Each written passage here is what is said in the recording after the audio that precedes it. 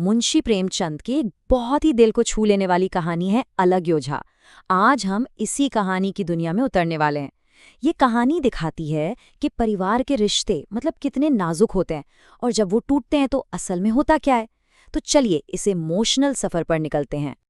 रघु का ये एक वाक्य, सच कहूं तो ये पूरी कहानी की जान है।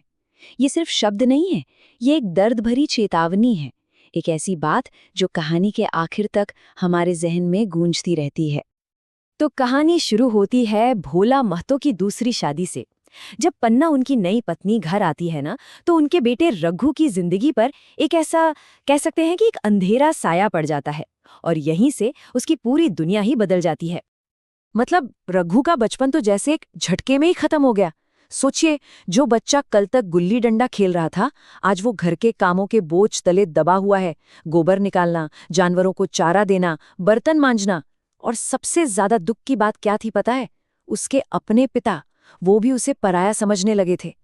फिर पिता की मौत हो जाती है और यहां से कहानी में एक ऐसा मोड़ आता है जिसकी किसी ने उम्मीद नहीं की थी, खासकर पन्ना ने।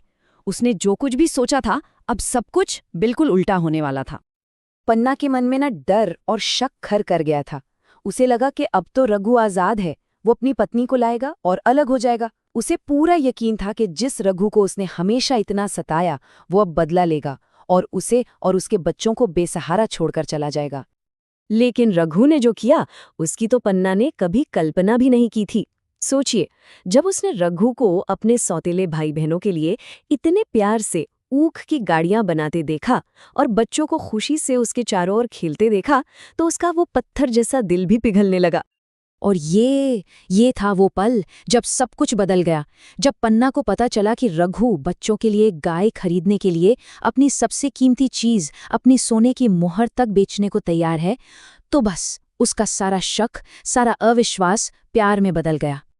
तो अब कहानी एक ऐसे दौर में पहुंचती है जहां कुछ वक्त के लिए सब कुछ शांत रहता है, सब ठीक लगता है। लेकिन फिर एक नए किरदार की एंट्री होती है और परिवार की ये जो मुश्किल से मिली एकता थी ना, उसमें दरारें पड़नी शुरू हो जाती हैं। पूरे 5 साल तक सब कुछ एकदम ठीक चलता है। रघु पूरे परिवार को एक धागे में पिरोकर रखता है।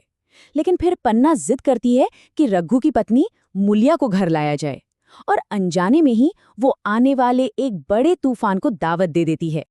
मुलिया घर में आते ही अपने साथ कड़वाहट ले आती है। उसे साफ साफ लगता है कि रघु का तो फायदा उठाया जा रहा है और वो उन लोगों में से नहीं थी जो ये सब चुपचाप देखती रहे। और अब कहानी अपने सबसे दर्दनाक मोड़ पर आ पहुंचती है।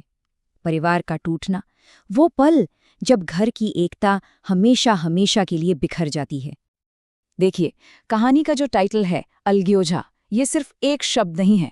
इसका मतलब किसी मामूली बंटवारे से बहुत बहुत गहरा है। ये उस दर्द को बताता है जब एक ही आंगन में 2 चूल्हे जलने लगते हैं और सिर्फ रोटी नहीं, दिल भी बट जाते हैं। और फिर बात बढ़ती ही चली गई। मुलिया अपनी जिद पर अड़ गई। रघु ने उसे बहुत मनाया, बहुत समझाया, लेकिन कोई फायदा नहीं हुआ। आखिर में घर की शांति बनाए रखने के लिए पन्ना को वो फैसला लेना पड़ा जिसने सबकी दुनिया ही पलट कर रख दी। और बस वो दिन आ ही गया, वही दिन जिसका रघु को सबसे ज्यादा डर था।